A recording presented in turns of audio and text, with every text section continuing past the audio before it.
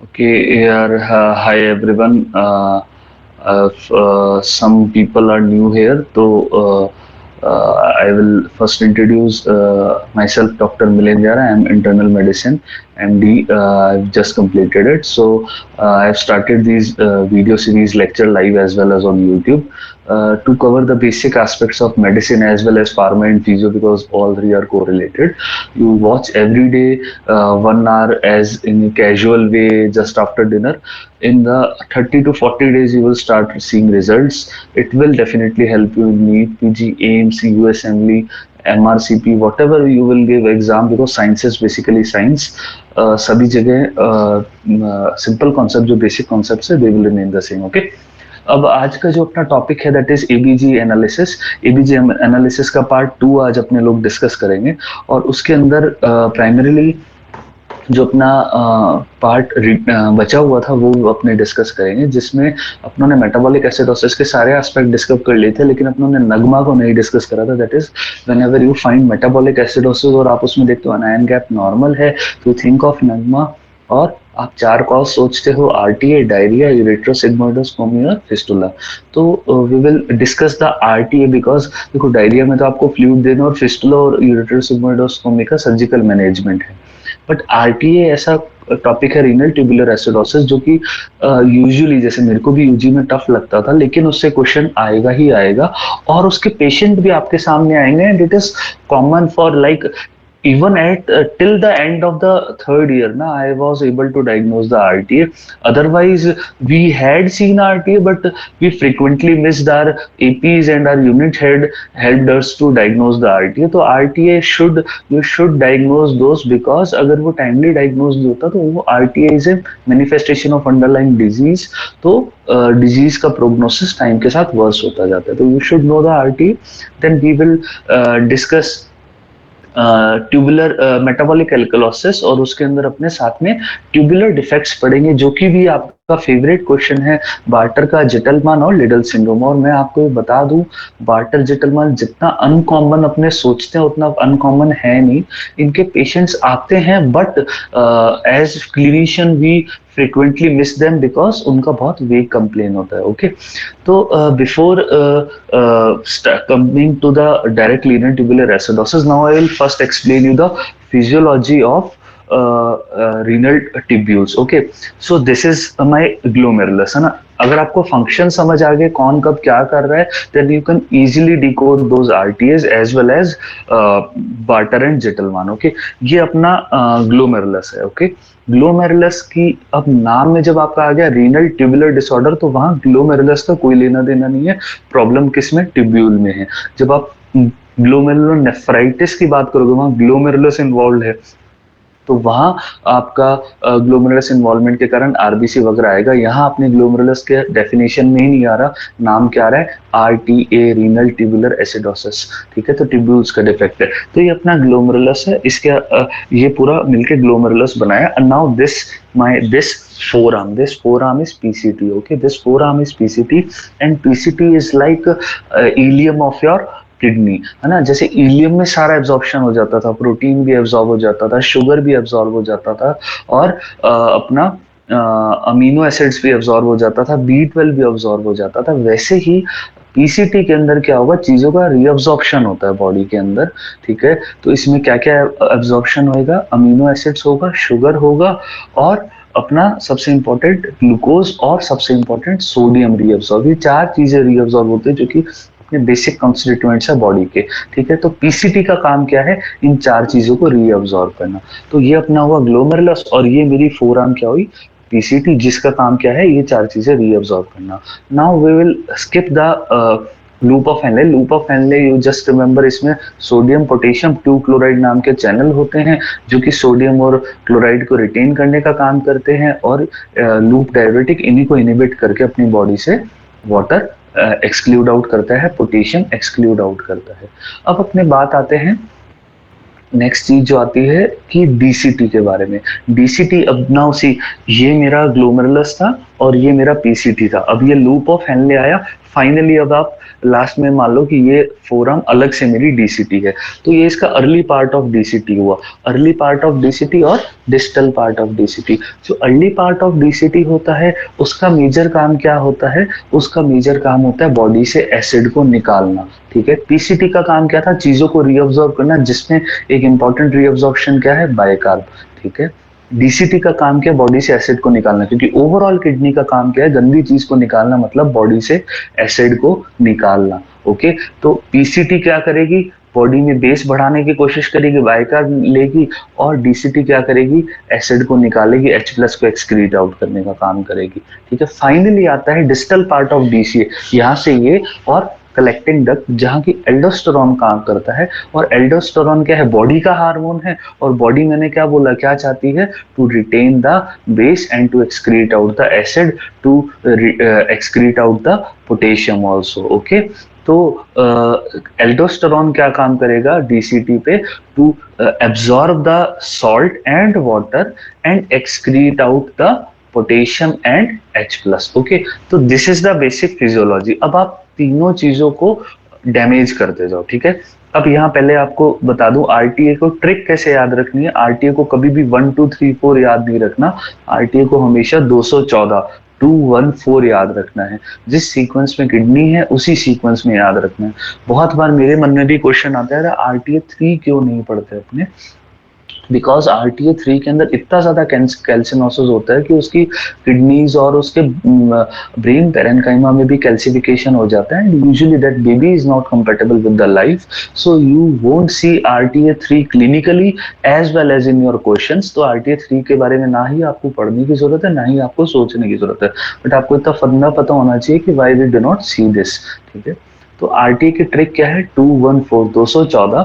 तो अब सबसे पहला एरिया कौन सा डिफेक्टेड था? सभी रीनल ट्यूबुलर एसिडोसिस में दो बातें कॉमन है क्या? एक तो एसिडोसिस मिल रहा है, कौन सा? मेटाबॉलिक। सेकंड, दूसरा क्या मिल रहा है? ये मैंने बताया था, ये चार ही चीजें ऐसी है जहां क्या मिलता है? पोटेशियम और H प्लस उल्टी डायरेक्शन में जाते हैं। तो यहाँ एसिडोसिस के साथ हाइपोकेलेमिया मिलेगा बजाय की हाइपरकेलेमिया, एक्सेप्ट आरटीए टाइप 4।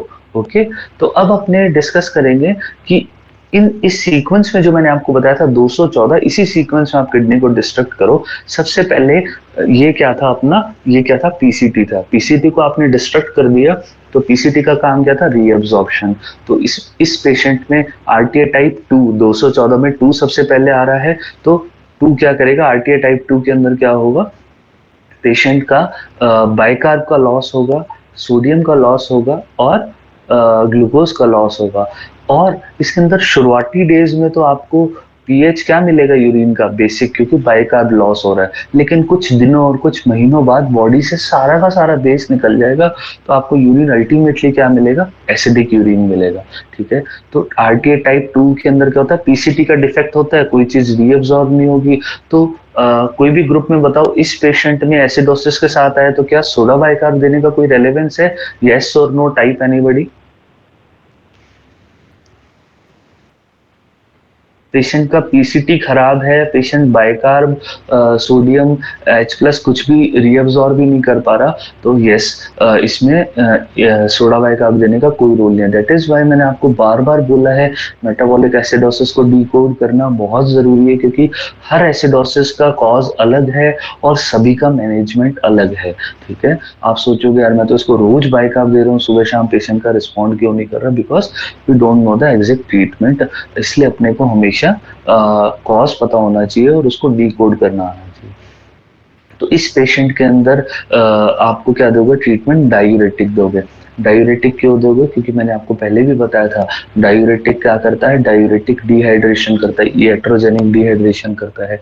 और कोई भी टाइप करके बताओ, अगर डिहाइड्रेशन होता है तो बॉडी में कौन सा सिस्टम ओवर एक्टिवेट होता है? बॉडी का बीपी कम होता है, डिहाइड्रेशन होता है। तो बिल्कुल सही आयुषी, रास सिस्टम एक्टिवेट होता है। और रास मैंने अभी आपको बताया था क्या काम करेगा? रास क्या काम करेगा? रास सोडियम और H प्लस को रिटेन करे, सोडियम और वाटर को रिटेन करेगा और H प्लस को बाहर निकालेगा, तो it will convert metabolic acidosis to normal pH. Okay, तो that is why type 2 RT के अंदर ट्रीटमेंट क्या दोगे आप? सोडा बाइकार्ब नहीं देना है, आपको डायूरेटिक देना है। टाइप 2 आरटीए का कॉज क्या है? बहुत सिंपल बात ध्यान रखो, आप इनफिल्ट्रेटिव डिसऑर्डर करके पीसीटी को डैमेज कर दो। ये पीसीटी थी, यहाँ चीजों का डिपोजिशन कर दो। लाइक अगर आपने कॉपर का डिपोजिशन कर दिया तो उस चीज से पीसीटी नॉन फंक्शनल होगी, that is known as Fanconi's anaemia, जो कि अपने को विल्सन डिजीज में देखने को मिलता है, फेनकॉनीज सिंड्रोम विल्सन डिजीज में देखने को मिलता है। अगर आपने वहां डिपोजिशन अमाइलॉइड का कर दिया तो भी पेशेंट को क्या होगा? आरटीए टाइप 2 होगा, ठीक है। Then we comes to RTA type 1, 214 में 214। तो आरटीए टाइप 1 क्या होता है? ये आगे ये अपना ग्लोमेरुलस और पीसीटी आया था, इसके बाद लूप ऑफ हेनले और फाइनली अपना आया है डीसीटी। अर्ली डीसीटी का डिफेक्ट है। अर्ली डीसीटी क्या काम करता है? एच प्लस को एक्सक्रीट आउट करने का काम करता है, और यहाँ एच प्लस एक्सक्रीट आउट नहीं हो पाएगा। तो कोई भी फटाफट चैट पे टाइप करके बताओ, यूरिन इस पेशेंट में एसिडिक मिलेगा, बेसिक मिलेगा? अगर H प्लस एक्सक्रीट आउट नहीं होगा तो यूरिन एसिडिक मिलेगा, बेसिक मिलेगा? एनीबॉडी? बहुत सही भूमराज, यूरिन आपको क्या मिलेगा? बेसिक मिलेगा। बिल्कुल सही आयुषी, तो यूरिन बेसिक मिलेगा। तो अब इस पेशेंट के अंदर आप बताओ क्या पीसीटी डैमेज है? यहाँ पीसीटी टोटली इंटैक्ट है, पेशेंट का रीअब्सॉर्प्शन मैकेनिज्म इंटैक्ट है। तो यहाँ आप ट्रीटमेंट में क्या दोगे? Soda bicarb. इस पेशेंट को आप सोडा बाइकार्ब दोगे। और यहाँ एक इम्पॉर्टेंट बात, आपका एम्स का क्वेश्चन आएगा ना, तो वहां वो जरूर हिंट देंगे पेशेंट को मल्टीपल टाइम किडनी स्टोन्स हो रहे हैं। अगर हिस्ट्री में ये दे दिया तो स्पॉट ऑन डायग्नोसिस है आरटीए टाइप 1, क्योंकि यहाँ H प्लस के साथ साथ क्या निकलने का काम होता है? सिट्रेट निकलने का काम होता है और कैल्शियम रीअब्सॉर्ब करने का काम होता है।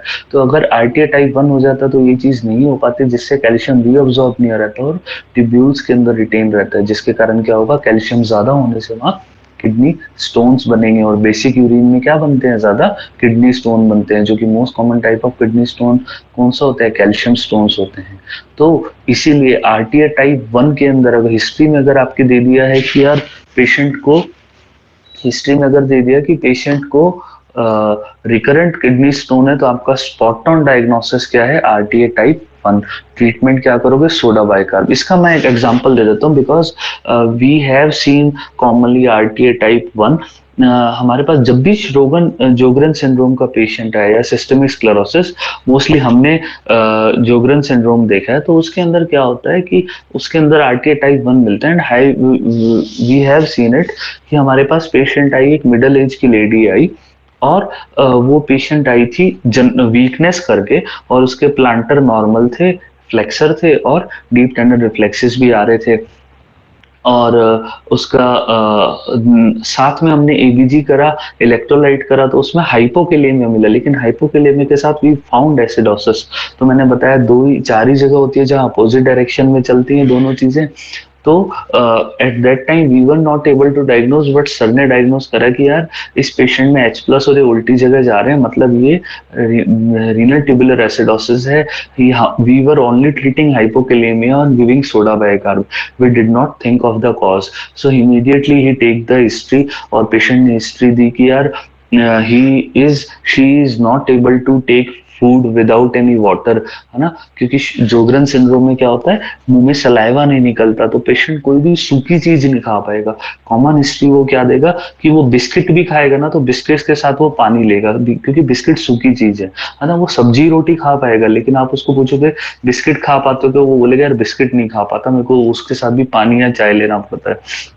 On a physical examination you will find multiple oral cavity, क्योंकि saliva is important for our oral hygiene, oral health। और उस पेशेंट ने लीडिंग क्वेश्चन पूछने पे बताया कि यार उसके आईज में भी ड्राई आईज और इचिंग रहती है, तो पूरा जो अपना सिक्का सिंड्रोम पढ़ते हैं, that was fitting and all that. तो we discharge that patient on tablet soda bicarb and syrup pot chlor, hypokalaemia के लिए और सोडा बाइकार्ब उसके लिए, ठीक है। अब नेक्स्ट बात आती है कि यार इसीलिए बार बार मैं एक बात पे एम्फेसिस कर रहा हूँ कि आपको you should know how to decode ABGs and how to decode metabolic acidosis, ताकि आप उस पेशेंट का एक्चुअल डायग्नोसिस करें। सिर्फ सोडा बाइकार्ब लगा के उसको घर पे नहीं भेजना है। ओके, अब अपने बात आते हैं टाइप 4 आरटीए की। टाइप 4 आरटीए क्या होता है? ये लास्ट में डीसीटी का एंड पोर्शन था और कलेक्टिंग डक्ट का शुरुआती पोर्शन था। यहाँ एल्डोस्टेरोन काम करता है, और एल्डोस्टेरोन क्या काम करता है? To retain the salt and water and excrete out the potassium. Okay, potassium को एक्सक्रीट आउट करने का काम करता है। अब अगर एल्डोस्टेरोन काम नहीं करेगा, एल्डोस्टेरोन या तो काम नहीं कर पा रहा, अगर आपने पेशेंट को ए से इनहिबिटर्स या एआरबीज दे रखे हैं, एल्डोस्टेरोन रिसेप्टर ब्लॉकर, या फिर बॉडी के पेशेंट की बॉडी में एल्डोस्टेरोन बन ही नहीं रहा है, जैसे कि किसमें नहीं बन रहा है? डायबिटिक पेशेंट में नहीं बन रहा है। तो इसके कारण क्या होगा? एल्डोस्टेरोन वर्क नहीं करेगा, और एल्डोस्टेरोन क्या काम करता है? सोडियम और वाटर को रिटेन रखना और H प्लस को बाहर निकालना। अब अगर H प्लस बाहर नहीं निकल पाएगा तो बॉडी में क्या होगा? Metabolic acidosis. ठीक है, तो इस पेशेंट में सोडा बाइकार्ब का रोल नहीं है। इस पेशेंट में क्या, आप ऑफेंडिंग ड्रग को हटा दो, आप किसको हटा दो? एस और एआरबी को होल्ड करो। तो जो टाइप 1 और टाइप 4 है, that we commonly see. Type 2 हमने बहुत रेयरली देखा है प्रैक्टिस के अंदर। टाइप 4 आरटी हमारे पास पेशेंट आता है एस या एआरबी लेता हुआ, और क्रिएटिनिन थोड़ा राइज होता है, और वो हमारे पास हाइपरकेलेमिया करके आता है, और उसके भी एसिडोसिस होता है। तो डायबिटिक पेशेंट होता है, तो उस पेशेंट के अंदर we stop the ACE and ARB, we start other anti hypertensives and patient come backs to normal. ठीक है, तो ये अपना आरटीए का डिस्कशन हो गया ना। अपनों ने भी सारा बेसिक पैथोलॉजी पढ़ लिया। Now I will show you the lecture notes ताकि आप बेटर कोरिलेट कर पाओ। Okay, now I will share the screen for you.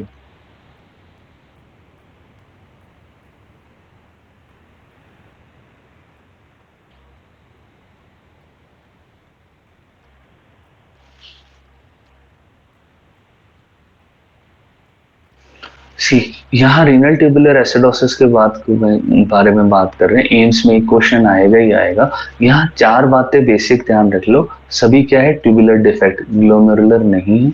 दूसरी बात, ऑल है मेटाबॉलिक एसिडोसिस। कौन से टाइप का? NAGMA, normal anion gap. All have hypokalaemia except type 4। ठीक है, अब ये डायग्राम आप देखो, यहाँ ग्लोमेरुलस की कोई प्रॉब्लम नहीं है, ग्लोमेरुलस इज फाइन। किसकी प्रॉब्लम है? पीसीटी की। पीसीटी कौन सा? टाइप 2 आरटी है। तो यहाँ क्या होगा? ना बाइकार्ब रीअब्सॉर्ब होगा, ना ही सोडियम रीअब्सॉर्ब होगा, और ना ही ग्लूकोज रीअब्सॉर्ब होगा। तो इनिशियली मैंने बताया था, इनिशियली तो बाइकार्ब रीअब्सॉर्ब ना होने से बेसिक पीएच मिलेगी, लेकिन हाई यूरिन पीएच मिलेगी, और थोड़े टाइम बाद बॉडी से सारा एसिड निकल जाएगा, तो क्या मिलेगी? सारा सारा बेस निकल जाएगा, तो क्या मिलेगी? एसिडिक पीएच और हाइपोकेलेमिया मिलेगा। लूप ऑफ हेनले को भी छोड़ देते हैं। Then we will come to type 1, है ना। 214 मैंने ट्रिक बताई थी। तो यहाँ H प्लस को एक्सक्रीट आउट नहीं कर पाती बॉडी, एसिड एक्सक्रीट आउट नहीं कर पाती, तो ये यूरिन क्या मिलता है? बेसिक मिलता है। हाइपोकेलेमिया यहाँ भी मिलेगा, लेकिन सबसे इंपॉर्टेंट बेसिक पीएच के कारण, बेसिक पीएच के कारण क्या मिलता है? किडनी स्टोन मिलता है।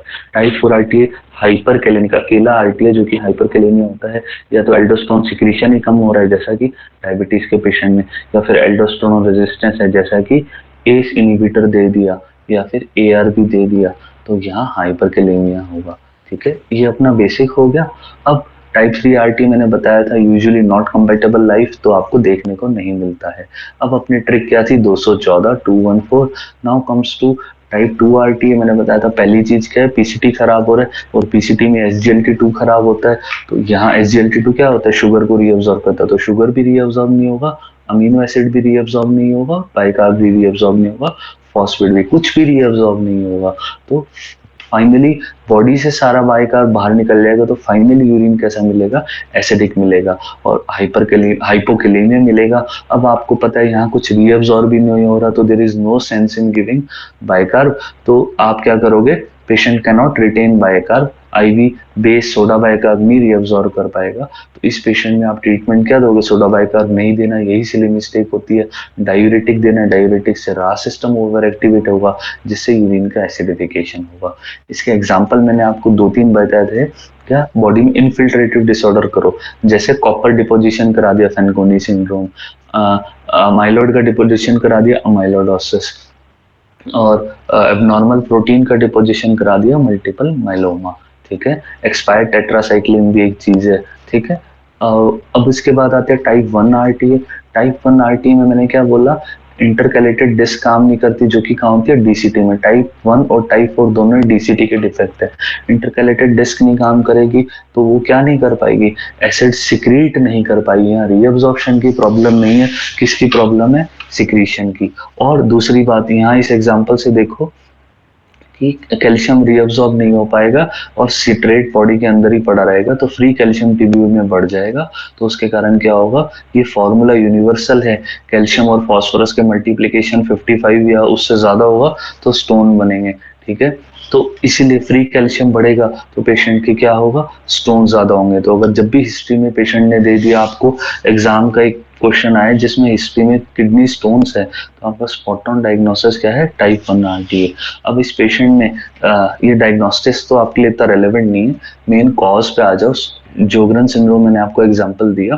और दूसरा जो हमने देखा हुआ है वो देखा हुआ है एम्फोटेरिसिन बी, है ना। जब कोविड का टाइम चला था तो उस टाइम बहुत लोगों को म्यूकरमाइकोसिस हुआ था और एस्परजिलोसिस भी, तो उनमें एम्फोटेरिसिन बी दिया जाता है। और amphotericin B is like very difficult to monitor, multiple complications होते हैं इसके अंदर। तो we do ABGs every morning and evening to see this. तो हमारे पास हमने एक बार पेशेंट आया था जो पोस्ट कोविड म्यूकरमाइकोसिस हुआ था एंड एम्फोटेरिसिन दिया था। तो second day of amphotericin evening के एबीजी में हमने देखा यार उस पेशेंट में एसिडोसिस है और साथ में हाइपोकेलेमिया है। तो सर इमीडिएटली टोल्ड कि यार ये तो आरटीए है due to amphotericin B, amphotericin की डोज ज्यादा हो रही है, डोज को कम करो, ठीक है। और इसके ट्रीटमेंट में हमने क्या दिया था, सुबह शाम सोडा बाइकार्ब दे रहे थे।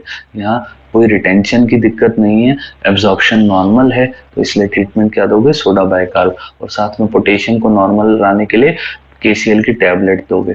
एक बार फटाफट ग्रुप पे बताओ, पोटेशियम क्लोराइड टैबलेट का साइड इफेक्ट क्या होगा, एनीबॉडी। केसीएल का टैबलेट मैंने थोड़े दिन पहले ही सबको बताया था, केसीएल की टैबलेट अगर आप लेोगे तो साइड इफेक्ट क्या होगा। चलो ये बता दो, डॉक्सीसाइक्लिन के टैबलेट लोगे तो साइड इफेक्ट क्या होता है, अब बता दो। ईसोफेगस में कुछ होता है, ईसोफेजाइटिस, बिल्कुल सही आयुषी। शालू यार, hypoglycaemia I am not sure about toxi. Hypoglycaemia is common with levofloxacin, gatifloxacin, that is fluoroquinolones. I will recheck this. तो होता क्या है, टेट्रासाइक्लिन्स और ये सारी थोड़ी सी लार्ज पिल होती है। तो टेट्रासाइक्लिन, पोटेशियम क्लोराइड और सबसे फेवरेट जो आपका क्वेश्चन आता है वो टेट्रासाइक्लिन और एलिंड्रोनेट पे आता है। These are the drugs that will cause pill oesophagitis, ठीक है। नाउ अब अपने वापस आते हैं टाइप 4 आरटीए। टाइप 4 आरटीए के अंदर क्या होगा, एल्डोस्टेरोन की प्रॉब्लम है या तो एल्डोस्टेरोन ही कम है। जैसे डायबिटीज के पेशेंट में किडनी डिस्फंक्शनल हो रही है तो एल्डोस्टेरोन बना ही नहीं पा रही है, या फिर क्या हो रहा है, एल्डोस्टेरोन एक्ट ही नहीं कर पा रहा है। क्यों, क्योंकि उसको किसी ड्रग ने रोका हुआ है, एस और एआरबी। तो ये पेशेंट, एल्डोस्टेरोन क्या काम करता है, बेस को रीअब्सॉर्ब करने का और एसिड को एक्सक्रीट आउट करने का। तो एसिड एक्सक्रीट आउट नहीं होगा तो बॉडी में क्या होगा, एसिडोसिस। और नॉर्मली एल्डोस्टेरोन क्या करता है, पोटेशियम को आउट करने का। यहाँ एल्डोस्टेरोन काम नहीं कर रहा तो पोटेशियम आउट नहीं हो पाएगा, बॉडी में ज्यादा बढ़ेगा। तो इसको हम क्लिनिकली डायग्नोज करते हैं और हाइपरकेलेमिया इसमें साथ में मिलेगा। पेशेंट की हिस्ट्री होगी कि उसने रेमिप्रिल ले रहा था, कॉमन हिस्ट्री होती है। ट्रीटमेंट में आपको क्या, ऑफेंडिंग ड्रग रोक दो। अगर ड्रग नहीं ले रहा था फिर भी ये हो गया, इसका मतलब वो ओल्ड एज डायबिटिक के कारण उसमें एल्डोस्टेरोन ही नहीं बढ़ रहा था, फ्लूड्रोकॉर्टिसोन दे दो, ठीक है। नाउ कुछ इंटरेस्टिंग फैक्ट्स जो कि आपके क्वेश्चन आते हैं और आपको पता होना चाहिए, क्योंकि जैसे किसी के भी पेरेंट्स हैं, अनफॉर्चुनेटली अगर किसी को नीड है टेट्रासाइक्लिन की, या जो कि कॉमनली अगर लोग आप में से कोई जयपुर या सीकर या कोटा के हैं तो वहाँ स्क्रब टाइफस बहुत ज़्यादा कॉमन है। और स्क्रब टाइफस का ट्रीटमेंट क्या है, डॉक्सीसाइक्लिन, ठीक है। और that is very very dangerous disease if not diagnose properly और टाइमली। तो वहाँ आप डॉक्सीसाइक्लिन दोगे, you should able to instruct the patient how to take. कैसे लोगे, फुल ग्लास ऑफ वाटर, और पेशेंट को बोलोगे स्टैंड और सिटिंग पोजीशन में रहना है फॉर 30 मिनट्स, ताकि पिल रिटेन ना रहे इसोफेगस में और वहाँ इन्फ्लामेशन ना करे। और कौन सी ड्रग पिल इसोफेजाइटिस कराती है, एलिंड्रोनेट, पोटेशियम क्लोराइड, फेरस सल्फेट, और सबसे इम्पोर्टेंट जो कोविड में आप सबने खाई भी थी, विटामिन सी, पूरी सरकार ने धमाधम खिलाई थी सभी को विटामिन सी। विटामिन सी की अगर गोली आपने देखो काफी मोटी सी गोली होती है, तो इट विल ऑल्सो कॉज पिलीसोफेजाइटिस, ठीक है। फेरस सल्फेट आप सोचोगे यार, आप में से जो भी फीमेल्स है, some at some point of time you might have taken iron supplementation due to anaemia, तो आप सोचोगे कि यार बॉस तो बेवकूफ बना रहे हैं, फेरस सल्फेट से हमको तो आज तक पिलीसोफेजाइटिस नहीं हुई। बिकॉज जो आप आयरन लेते हो ना, that is ferrous fumarate mostly, ठीक है। फेरस सल्फेट नहीं होता यूजुअली वो, इसीलिए अपने को पिलीसोफेजाइटिस नहीं होता। इस क्वेश्चन का कोई ग्रुप में आंसर देगा कि यार अपनी बॉडी में देखो पीएच नॉर्मली 7.35 टू 7.45 रहता है, लेकिन अपना पेट का पीएच 2 है, मतलब इसको आप अपने हाथ पे लगा दो ना इतने कम पीएच को, तो आपका हाथ इमीडिएटली नेक्रोज्ड हो जाएगा, ठीक है। आपके यूरिन का पीएच 5 से 6 है, लेकिन आपको आज तक कभी जलन महसूस नहीं हुई। कोई ग्रुप पे टाइप करके बताएगा व्हाई डज इट हैपन कि इतने कम पीएच से भी किसी को बर्निंग मिक्चुरेशन क्यों नहीं होता, या फिर एसिडोसिस फील नहीं होता स्टमक में? Anybody can type. बहुत सही प्रीति, आपका मतलब कॉन्सेप्ट फंडा अच्छा है इसमें क्लियर। क्या होता है कि यूरिन के अंदर नॉर्मली H प्लस कभी भी फ्री नहीं होता, अगर वो फ्री H प्लस होगा वो जलाएगा पूरे पाथवे को, म्यूकोसा की ऐसी तैसी कर देगा। तो जो H प्लस होता है that is binded to NH3, it forms ammonium ion, तो उसके कारण क्या होता है, इट एक्ट एज बफर, तो अपने को फील नहीं होता। स्टमक में कोई बताएगा क्यों नहीं फील होता कुछ भी, जबकि उसका पीएच 2 है? एनीबडी, कोई भी बताओ यार। स्टमक का पीएच 2 है, still we don't feel a thing. बहुत सही यार भोमराज, थिक मिकोजा होती है स्टमक के अंदर, तो it will help in preventing our body from damaging our cells, okay. ये कुछ इंटरेस्टिंग फैक्ट्स, क्योंकि आपको बेसिक मतलब यार बॉडी की फिजियोलॉजी पता होनी बहुत जरूरी है, यू नेवर नो वो कहाँ कहाँ आ जाए, ओके। अब अपने पढ़ेंगे कि ये एक यूजुअली इसके चांसेस कम है आने के, बट अगर आपका पेपर टफ बनाया जाएगा तो ये आपके आ सकता है। आप यूजुअली तो आप हिस्ट्री से रूल आउट कर दोगे, पेशेंट हिस्ट्री डायरिया की दे रहा है और उसमें आरटीए मिल रहा है, तो you will think of diarrhoea as the cause, है ना। लेकिन सॉरी, अगर पेशेंट डायरिया के साथ आया और उसमें नगमा मिल रहा है तो you will think of diarrhoea as the cause, है ना। और डायरिया के साथ नहीं आया तो you will think of RTA. लेकिन अगर आपसे पूछा जाए how will you laboratorically diagnose, तो आप क्या देखोगे, यूरिनरी, जैसे आपने सोचा आरटीए, आपने सोचा देखो नगमा आया, पेशेंट के आया नगमा, तो 4 कॉज देख लिए, फिस्टुला आपको बाहर से दिख जाएगा। अब आपने सोचा क्या ये डायरिया के कारण है या फिर क्या ये आरटीए के कारण है, तो you will see urinary anion gap. आप बस इतना ध्यान रखो, नॉर्मली ये 0 होता है, डायरिया में ऐसा याद रख लो कि सब कुछ बॉडी से बाहर ही निकल गया है, तो क्या होगा, ये यूरिनरी एनायन गैप नेगेटिव होगा, और आरटी के अंदर क्या होगा, यूरिनरी एनायन गैप पॉजिटिव होगा। Why to know all the different type of acidosis, बार बार मैं आपको इस बात पे एम्फेसिस कर रहा हूँ क्योंकि हर एसिडोसिस का क्या है, ट्रीटमेंट अलग है। तो अगर आपको अच्छी तरीके से एसिडोसिस के बारे में नहीं पता तो आप मिस ट्रीटमेंट कर सकते हो पेशेंट का। अब मोस्ट कॉमन एबीजी डिरेंजमेंट कौन सा है, रेस्पिरेटरी एल्कोलोसिस। ऐसे ध्यान रख सकते हो कि रेस्पिरेटरी एसिडोसिस कब होता है, जब एंजाइटी होती है, और एंजाइटी दुनिया में सबसे ज्यादा कॉमन प्रॉब्लम्स में से एक है, इसलिए you will find respiratory alkalosis is the most common ABG derangement. आपको पेशेंट को एडमिट नहीं करने की जरूरत, जस्ट काउंसिल हर और हिम और give him paper bag ventilation in 1 to 2 hours, patient will be absolutely normal, okay। Now we will see metabolic alkalosis, ठीक है। अपने as a JR, as a intern और as a candidate for the PG exam और myself as resident, we usually think यार important तो सिर्फ acidosis है, alkalosis का क्या ही करना है।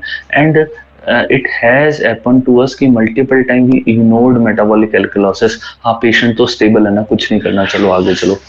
At the end of third year, as soon as I started reading more, then I realized यार it is important to know as well as to treat, because it can have underlying disease that are missed usually by us, okay।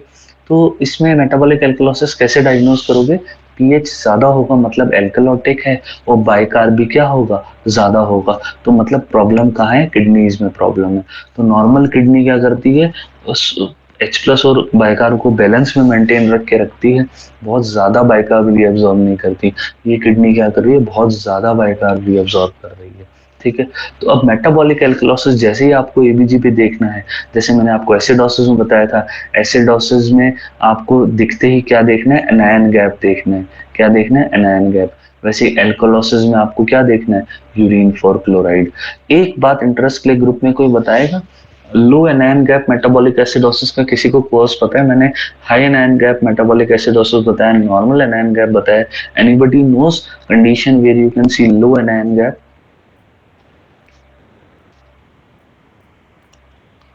ठीक है, इसका answer क्या है यार, नहीं पता होता यूजुअली। इसका आंसर है multiple myeloma. Multiple myeloma you can see low anion gap. ठीक है, एक ही आंसर है उसका। अब आप देखो मेटाबॉलिक पेशेंट के एबीजी में मेटाबॉलिक एल्कलोसिस आया, तो आप नेक्स्ट चीज क्या देखोगे, यूरिन फॉर क्लोराइड। अब आप मेटाबॉलिक एल्कलोसिस को लेट मी एक्सप्लेन यू, है ना। छोटा सा यार, ये क्या हो गया,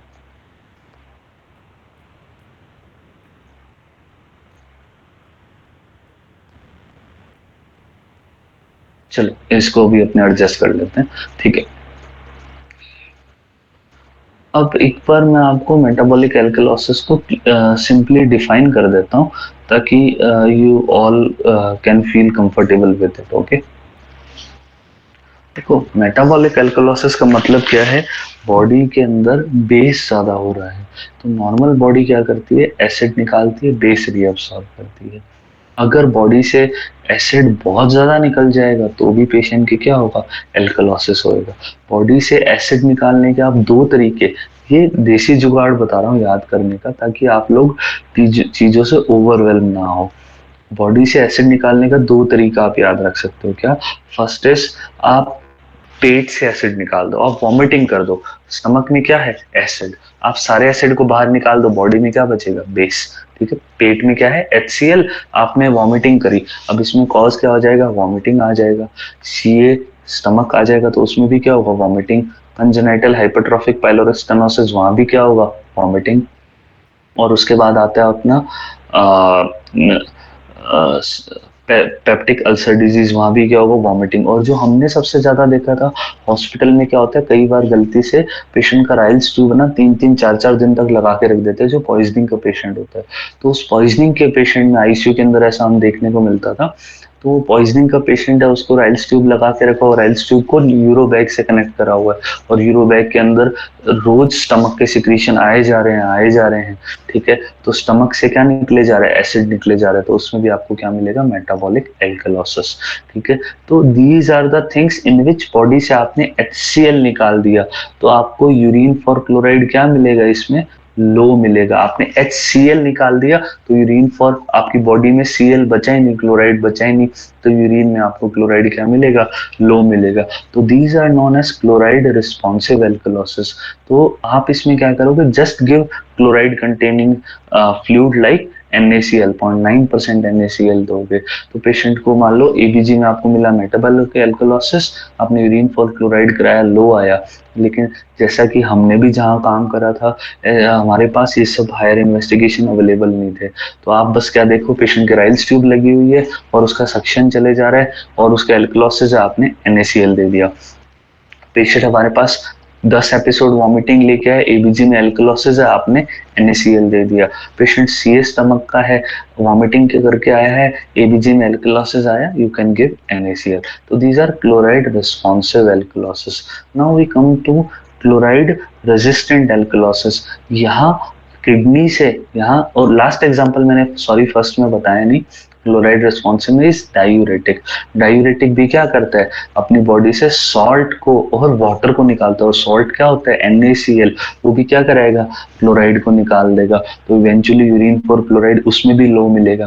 तो इसका भी मैं आपको एक इंटरेस्टिंग एग्जांपल बताता हूँ। बहुत बार हमारे पास पेशेंट लेफ्ट वेंट्रिकुलर फेलियर में आता था, फेलियर का पेशेंट आता था, and we manage this patient aggressively क्योंकि फेलियर इज लाइफ थ्रेटनिंग, हम उसको डायूरेटिक देते थे, and it was our mistake that we did not taper the diuretic, है ना। It was later on told by all the teachers कि यार आप ना टेपरिंग करो, हर दिन आप उसकी चेस्ट ऑस्कल्टेट करो, जैसे जैसे आपको लगता है चेस्ट क्लियर हो रही है जस्ट टेपर द डोज, क्योंकि डायूरेटिक जैसे सेकंड थर्ड डे क्या होता था उसकी एबीजी में एल्कलोसिस मिलता था और हाइपोकेलेमिया मिलता था। तो सर यूज टू टोल्ड यार आपने डिहाइड्रेट कर दिया पेशेंट को, stop the diuretic, give him oral और IV fluid, then discharge with spironolactone and furosemide, दोनों का कॉम्बिनेशन यूज करो, ठीक है। तो diuretic also causes chloride responsive metabolic alkalosis. फिर आते हैं अपने क्लोराइड रेजिस्टेंस मेटाबॉलिक एल्कलोसिस। यहाँ गट और डायूरेटिक का रोल नहीं है, यहाँ किसका रोल है, यहाँ किसका रोल है, यहाँ रीनल ट्यूबुलर डिजीज का रोल है। तो इसमें कौन कौन से आते हैं, बार्टर सिंड्रोम, जिटलमान सिंड्रोम और लिडल सिंड्रोम। और उसके अलावा जहाँ भी एल्डोस्टेरोन ज्यादा काम करेगा, अब एल्डोस्टेरोन ज्यादा काम करेगा तो क्या होगा, बॉडी में एल्डोस्टेरोन क्या काम करता है, एसिड को निकालने का और बेस को रीअब्सॉर्ब करने का। अगर एल्डोस्टेरोन ही ज्यादा हो जाएगा तो बॉडी में बेस ज्यादा रिटेन होगा, एल्कलोसिस होगा। तो आप एबीजी में जब एल्कलोसिस देखो और आपको क्लिनिकली ना उसमें राइल्स ट्यूब मिली, ना उसमें आपको वॉमिटिंग मिली, ना आपको सीए स्टमक मिला, ना डायूरेटिक हिस्ट्री मिली, तो you can think of Bartter Gitelman Liddell, as well as you can think of Conn syndrome, Cushing syndrome और लाइकोराइस इंजेक्शन, ठीक है। कोई भी, अब देखो क्या होता है कि आप उसको डिड्यूस कैसे करोगे, एल्गोरिदम में क्या है, मेटाबॉलिक एल्कलोसिस देखते ही आपने देखा यूरिन फॉर क्लोराइड, और उसके बाद आपने नेक्स्ट चीज देखी यूरिन फॉर क्लोराइड ज्यादा है, मोर देन 20 है, इसका मतलब ये एल्डोस्टेरोन की प्रॉब्लम है। तो उसमें आप पेशेंट का बीपी देखो, अगर बीपी लोअर या नॉर्मल साइड है तो दो डायग्नोसिस बनेंगे, बार्टर और जिटलमान। पेशेंट का बीपी हायर साइड है तो आपके मेजरली तीन डायग्नोसिस बनेंगे, या तो पेशेंट को लिडल सिंड्रोम है, या फिर पेशेंट को कॉन सिंड्रोम है, या फिर पेशेंट को कुशिंग सिंड्रोम है। अभी थोड़ा सा ओवरवेलमिंग लग रहा है, आपको सिंपल बताता हूँ कैसे डायग्नोस करना है। जब आप ओपीडी में बैठे हो, एक 30 साल का लड़का, 20 साल का लड़का आ रहा है, यंग हाइपरटेंसिव है, बीपी 1/200 है उसका, और कोई कोमोर्बिडिटी नहीं है, डायबिटीज आईएचडी कुछ नहीं है, और उसका आपने आरएफटी और इलेक्ट्रोलाइट कराया, यू फाउंड हाइपोकेलेमिया, तो आपने देखा हाइपरटेंशन प्लस हाइपोकेलेमिया, इसका मतलब एल्डोस्टेरोन ज्यादा काम कर रहा है, एल्डोस्टेरोन बीपी भी बढ़ाता है और पोटेशियम और H+ भी निकालता है। आपने इमीडिएटली ओपीडी में उसकी एबीजी करके देखी, and you found patient had also alkalosis. तो आपका स्पॉट ऑन डायग्नोसिस है, इधर ही इज कॉन्स और ही इज कुशिंग। कुशिंग होगा तो आपको कुशिंग के फीचर दिख जाएंगे, you can find facial swelling, buffalo hump, abdominal striae. लेकिन अगर वो फीचर नहीं है तो you can think of Conn syndrome. तो ये रेयर डिजीज है, लेकिन if you are knowledgeable enough you can diagnose this in OPD, you should diagnose this। क्यों, क्योंकि कुशिंग्स और अगर कॉन्स इफ लेफ्ट अनट्रीटेड ना, तो पेशेंट का mortality as well as quality of life बहुत पुअर हो जाता है। लेकिन अगर आपने अच्छे से डायग्नोज कर लिया और कॉन्स के सिंड्रोम के पेशेंट को टाइमली डायग्नोज कर लिया और उसका रिसेक्शन करा दिया, उसकी लाइफ टोटली नॉर्मल हो जाएगी वापस, ठीक है। So it is important to जज metabolic alkalosis, we should not take that lightly. Bartter और जिटलमान में क्या होगा, लो पोटेशियम होगा और बीपी भी लोअर साइड होगा, because Bartter and Gitelman, you can think of Bartter as taking ample amount of furosemide, तो उससे क्या होगा, यूरिन से पोटेशियम भी निकलेगा और वाटर भी निकलेगा, that will also cause metabolic alkalosis as well as hypokalemia. और जो अपना जिटलमान है, it will, you can think of it like over use of thiazide diuretic, तो उसके अंदर भी क्या होगा, एल्कलोसिस और हाइपोकेलेमिया, ठीक है। बार्टर और जिटलमान का ट्रीटमेंट क्या है, बार्टर का ट्रीटमेंट है एनसेट्स दोगे आप पेशेंट को और इलेक्ट्रोलाइट दोगे, और जिटलमान का ट्रीटमेंट क्या है, आप उस पेशेंट को मैग्नीशियम और पोटेशियम कंटेनिंग फूड्स लाइक बनाना, स्पिनच, है ना, you will give those fruits, okay. Cons का ट्रीटमेंट क्या है, सर्जिकल रिसेक्शन। और कॉन्स और कुशिंग दोनों का मेन, जब तक सर्जरी का वेट करोगे तब तक क्या दोगे, कोई भी ग्रुप में डाले एल्डोस्टेरोन एंटागोनिस्ट का नाम बताओ यार, कौन सी ऐसी ड्रग है जो कि एल्डोस्टेरोन को इनहिबिट करती है।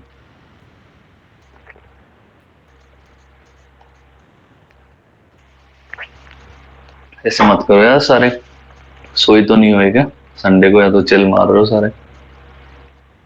ठीक है। एल्डोस्टेरोन यार, एल्डोस्टेरोन इनहिबिटर तो बता दो, स्पाइरोनोलेक्टोन होता है ना। हाँ सही है, स्पाइरोनोलेक्टोन होता है, ठीक है। एल्डोस्टेरोन इनहिबिटर होता है। तो एक आपको इंटरेस्ट के लिए चीज बता दूं, एल्डोस्टेरोन का लॉन्ग टर्म साइड इफेक्ट क्या है, गायनेकोमेस्टिया, ठीक है। और आप एक इसका न्यूअर वर्जन है, वो है एप्लिरेनॉन।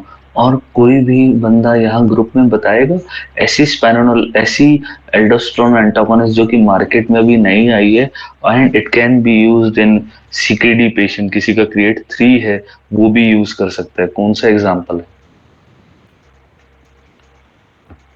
जैसे स्पाइरोनोलेक्टोन और eplerenone you can not use in patient with creatinine of 3 और 4 because it will cause hyperkalaemia, body से निकल ही नहीं पाएगी ड्रग, तो ज्यादा काम करेगी। इसके एग्जांपल आप लिख लीजिए, finerenone, finerenone, it can be use in CKD patients. Okay, तो ये लेटेस्ट में आपको थोड़ा बहुत पता होना चाहिए, ठीक है। तो ये अपना सारा हो गया, मेटाबॉलिक एल्कलोसिस की अप्रोच क्या रहेगी और उसका ट्रीटमेंट क्या रहेगा। क्लोराइड रिस्पॉन्सिव वालों में just give fluids with 0.9% NaCl, and in the cases of chloride resistant you treat the underlying cause, अगर कॉन्स है तो आप रिमूवल करो, कुशिंग्स है रिमूवल करो, प्लस स्पाइरोनोलेक्टोन दोनों में देना है। लाइकोराइस कुछ एरियाज एशियन कंट्रीज में खाया जाता है जो कि मिमिक करता है एल्डोस्टेरोन की एक्टिविटी को। और उसके अलावा बार्टर और जिटलमान, लिडल सिंड्रोम का कोई ट्रीटमेंट बताएगा, क्या है ट्रीटमेंट ऑफ लिडल सिंड्रोम?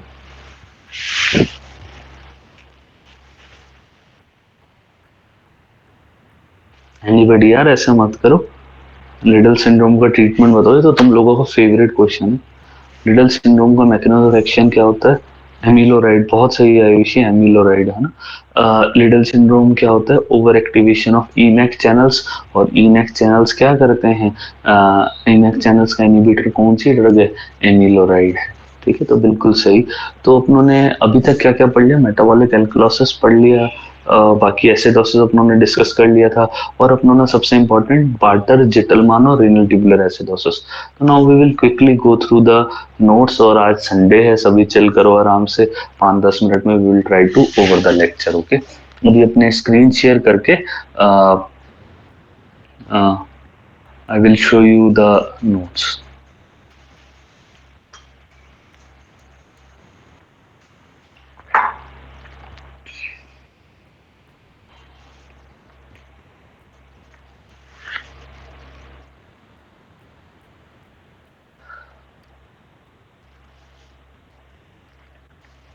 देखो, आपने देखा मेटाबॉलिक एल्कलोसिस है, तो आपने नेक्स्ट स्टेप क्या कराया? यूरिन फॉर क्लोराइड कराया। अगर यूरिन फॉर क्लोराइड लो है तो मतलब क्लोराइड रिस्पॉन्सिव है, मतलब बॉडी से एसिड को निकाल दिया गया पेट के द्वारा। और अगर यूरिन फॉर क्लोराइड हाई है मतलब क्लोराइड रेजिस्टेंस है। तो क्लोराइड रिस्पॉन्सिव एल्कलोसिस क्या के एग्जांपल है? पेशेंट का नेसोगैस्ट्रिक सक्शन हो गया, वॉमिटिंग हो गया, डायूरेटिक हो गया, सी स्टमक, और पाइलोरिक स्टेनोसिस। पाइलोरिक स्टेनोसिस में वॉमिटिंग कैसे होती है? वॉमिटिंग कैसे होती है? बिलस वॉमिटिंग, ग्रीनिश वॉमिटिंग होती है। तो यहाँ सब जगह क्या हो रहा है? बॉडी से डिहाइड्रेशन के कारण रास सिस्टम को ओवर एक्टिवेशन हो रहा है, उसके कारण एल्डोस्टेरोन ज्यादा काम करेगा, तो एल्कलोसिस और हाइपोकेलेमिया करेगा। ट्रीटमेंट क्या है? Rehydration with salt, 0.9% NaCl। Chloride resistant alkalosis में आपको नेक्स्ट स्टेप क्या करना है? बीपी देखना है। अगर बीपी ज्यादा है तो आपको सोचना है कॉन्स के बारे में, कुशिंग्स के बारे में, और लिडल सिंड्रोम के बारे में। लाइकोराइस एक बार को ना आएगा तो भी चलेगा। और अगर बीपी लो या नॉर्मल है तो बार्टर और जिटलमान। बार्टर का ट्रीटमेंट मैंने अभी क्या बताया? एनसेड्स देंगे और इलेक्ट्रोलाइट देंगे, ठीक है। और जिटलमान के ट्रीटमेंट में इलेक्ट्रोलाइट देंगे, ठीक है। कॉन्स के ट्रीटमेंट में क्या करोगे? सर्जिकल रिमूवल, और यहाँ भी सर्जिकल रिमूवल। साथ में क्या दोगे? स्पाइरोनोलेक्टोन। साथ में क्या दोगे? स्पाइरोनोलेक्टोन। लिडल सिंड्रोम के ट्रीटमेंट में क्या दोगे? एमिलोराइड, ठीक है। अब लास्ट एक फंडा बताने जा रहा हूँ असाइटिस का। असाइटिस के अंदर क्या होता है एक्चुअल में? तो मैं बताऊं, असाइटिस, CHF, नेफ्रोटिक सिंड्रोम, ये तीनों स्टेट्स ऐसी है जहाँ बॉडी में बहुत सारा पानी है, लेकिन आप एक बात समझो, जब तक किडनी तक वो नहीं पहुंचेगा थर्ड स्पेस में पड़ा है, जैसे असाइटिस में पेट में पड़ा है, हार्ट फेलियर में पेट में और लेग्स में पड़ा है, नेफ्रोटिक सिंड्रोम में फेस पे, पेट में और लेग्स में पड़ा है, मतलब वो इंट्रावेस्कुलर वॉल्यूम में नहीं है, तो body will perceive that as dehydration. और जब भी मैंने आपको बार बार बताया डिहाइड्रेशन होगा तो कौन सा सिस्टम ओवर एक्टिवेट होगा, रास, और रास में क्या होता है, एल्डोस्टेरोन। तो असाइटिस, सीएचएफ और नेफ्रोटिक सिंड्रोम के पेशेंट भी किसके साथ आ सकते हैं, किसके साथ आ सकते हैं, एल्कलोसिस, मेटाबॉलिक एल्कलोसिस के साथ आ सकते हैं। तो इसमें अंडरलाइन चीज को आपको ट्रीट करने का है, ठीक है। तो यार ये अपना मोटा मोटा अपनों ने यहाँ डिस्कस कर लिया है कि यार how to diagnose the cases of metabolic alkalosis and how to treat metabolic alkalosis, क्योंकि ये बहुत रेलेवेंट है कि यार हर एल्कलोसिस का ट्रीटमेंट अलग है और सभी का ग्रेव प्रोग्नोसिस हो सकता है। जैसे अगर आपने कॉन सिंड्रोम मिस कर दिया या फिर अगर आपने कुशिंग सिंड्रोम मिस कर दिया, so it is life threatening to the patient, ठीक है। तो ये आपको जरूर ध्यान रखना है, ठीक है। और इसके अलावा ये कुछ पर्ल्स मैंने आपको बताए हैं, तो यहाँ मैं बता देता हूँ आपको कुछ फील क्यों नहीं होता, क्योंकि आपका यूरिन के साथ क्या होता है, सोडियम, ठीक है, सॉरी यूरिन में H+ के साथ क्या होता है, NH4, NH4+ बना लेता है अमोनिया, ठीक है। तो उसके कारण क्या होगा, आपको कुछ भी फील नहीं होता, आपको नॉर्मल यूरिनेशन के दौरान मिक्चुरेशन नहीं होता। टेट्रासाइक्लिन का आपको साइड इफेक्ट पता होना चाहिए। एक आपको पर्ल पॉइंट बता देता हूँ, टेट्रासाइक्लिन का न्यूअर यूज क्या है, न्यूअर यूज क्या है as a immunomodulator in IBD, ठीक है। सो नाउ यार अभी I will say just good, अपने क्लोज कर दूंगा lecture, just wait for 5 minutes, okay. So यार गुड नाइट एवरीवन, आज का लेक्चर अपना कंप्लीट हो गया है। Now we will discuss it tomorrow, okay.